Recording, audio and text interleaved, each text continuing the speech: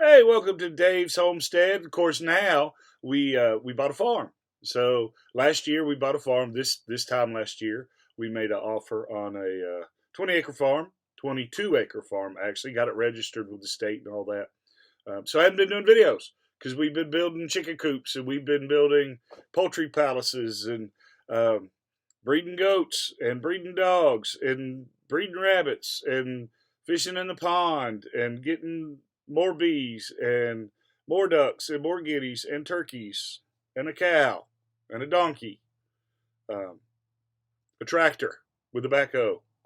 Um, been doing lots of crazy stuff, and I've been just too busy working on these things to video.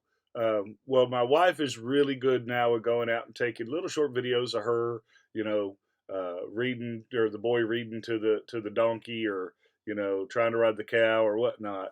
Um, she doesn't do a very good job at posting, and I don't even know if she takes some of these videos until uh, much later. So we're going to try to do better at videoing.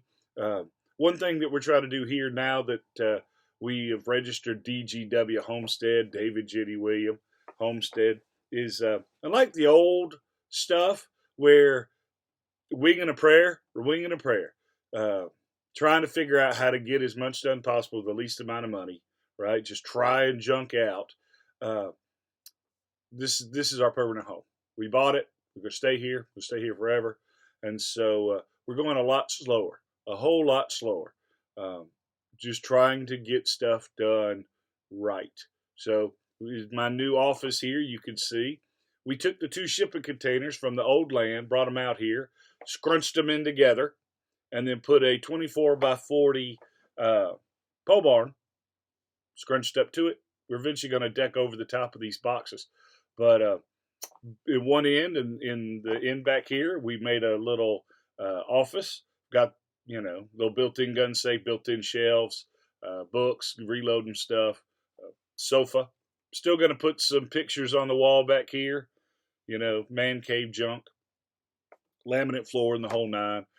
In the rest of the 40-foot shipping container, I've got a built-in workbench along one wall with pegboard and a shelf. And on the other side of the wall, we've got you know, one, two, three, four, five high 2x4 shelves holding plastic totes that I have uh, UPC barcoded what's in them, so I don't have to search to find stuff. The other shipping container is food storage, and then the first 2/3 of it is going to end up be processing, so an outdoor kitchen.